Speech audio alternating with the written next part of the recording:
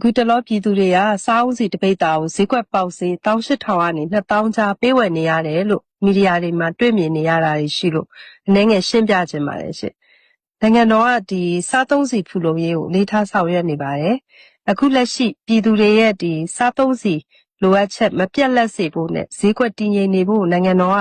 နိုင်ငံခြားငွေအခြေအနေကိုချင့်ချိန်ပြီးတော့မှစားအုပ်စီတွေကိုဇက်တိုက်တင်သွင်းပေးနေပါတယ်။ရန်ကုန်တိုင်းဒေသကြီးနေပြည်တော်ပါဝင်မြို့ကြီးတွေမှာဆိုရင်လုံလောက်စွာရရှိဖို့ကိုလည်းလေးထားဆောင်ရွက်နေပါတယ်။ပြည်သူတွေရဲ့စားသုံးစီလိုအပ်ချက်ကိုဖြည့်တင်းမှုနိုင်ငံတော်က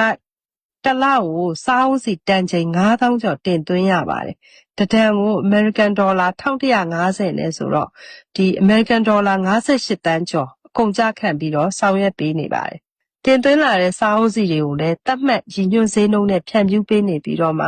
ဒီစားသုံးစီဝယ်ယူခွင့်စားအုပ်ရှိတဲ့ပြည်သူတွေတက်တာတဲ့ဈေးနှုန်းနဲ့ဝယ်ယူနိုင်အောင်စီစဉ်ပေးထားပါတယ်ရှင်။အထူးဖြင့်တော့ရန်ကုန်တိုင်းဒေသကြီးကလူကြီးများပြားပြီးတော့မှစားသုံးမှုလိုအပ်ချက်လည်းမြင့်မားတာကြောင့်အခြားဒေသတွေထက်ပိုပြီးတော့ခွဲတမ်းချပေးထားပါတယ်။ရန်ကုန်တိုင်းမှာဆိုရင်ဒီလူတအူးကိုတစ်လောက်တပိတ်တာ24ချက်သားနှုန်းနဲ့ခွဲတမ်းချပေးထားပါတယ်။ကျမတို့နိုင်ငံမှာမြေပဲတို့ပဲပုတ်တို့နေကြားတို့နှမ်းတို့ကနေပြီးတော့ထုတ်လုပ်တဲ့စားသုံးစီကတစ်နှစ်ကိုတန်ချိန်2,800,000ခန့်ရှိပါတယ်ရှင်။ဒါမဲ့ဒီပမာဏကပြည်သူတွေရဲ့စားသုံးစီလိုအပ်ချက်ကိုမလုံလောက်သေးတာမို့လို့ပြည်ပကနေပြီးတော့တစ်နှစ်ကိုစားအုပ်စီတန်ချိန်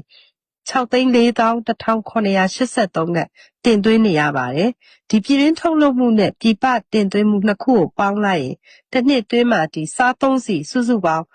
တန်ချိန်9,211,000ကျော်ရှိပါတယ်ရှင်။အဲ့တော့ဒီပမာဏကိုကျမတို့နိုင်ငံရဲ့လူဦးရေ51သန်းနဲ့တွက်ကြည့်မယ်ဆိုရင်လူတစ်ယောက်ကတစ်နှစ်ကိုပြမ်းမြ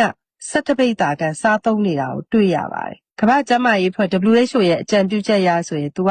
လူတဦးဟာတစ်ရက်ကိုစီ1.8ကျပ်သားအဲ့တော့တစ်လောက်54ကျပ်သားထက်မပိုပဲစားသုံးသင့်တယ်လို့ဆိုပါတယ်။အဲ့တော့တစ်နှစ်အတွက်ဆိုရင်6.5ပိတ်တာလောက်သာစားသုံးသင့်တာဖြစ်ပါတယ်။ဒါပေမဲ့မြန်မာနိုင်ငံမှာတော့လူတဦးဟာတစ်နှစ်ကိုပြမ်းမြ17ပိတ်တာစားသုံးနေတယ်ဆိုတော့လိုတဲ့ပမာဏထက်များစွာကျော်လွန်ပြီးစားသုံးနေတာဖြစ်ပါတယ်။အဲ့တော့စီစားသုံးမှုများပြားလာတဲ့အတွက်ကြောင့်နိုင်ငံခြားငွေသုံးစွဲရမှုလည်းများပြားလာပါတယ်။အဲ့တော့ကျမတို့ကဒီနိုင်ငံခြားငွေရရှိမှုပေါ်မူတည်ပြီးတော့မှချင့်ချိန်ဆောင်ရွက်ရတာကြောင့်ဒီစီကိုတာရှော့ချမှုတွေလည်းဖြစ်လာပါတယ်။အဲ့တော့ရေရှည်မှာတော့ပြပတင်သွင်းမှုကိုမိခိုနေရတာကိုရှော့ချဖို့အတွက်နိုင်ငံတော်သမ္မတကြီးကတော့စီထွက်သီးနှံစိုက်ရေးကတိုးချဲ့ရေးနောက်အထွက်နှုံးမြင့်တင်ရေးနဲ့စီဆက်တွေနောက်အဲ့ဒါနဲ့ဆက်ဆက်တဲ့ပစ္စည်းတွေကိုနိုင်ငံခြားကနေဦးစားပေးပြီးတော့တင်သွင်းနိုင်ရေးကိုလည်းဒါအလေးထားလက်ညှို့ပေးနေပါတယ်ဒီလုပ်ငန်းတွေအောင်မြင်လာရင်တော့ပြည်တွင်းစားသုံးစီဖူလုံမှုဟာ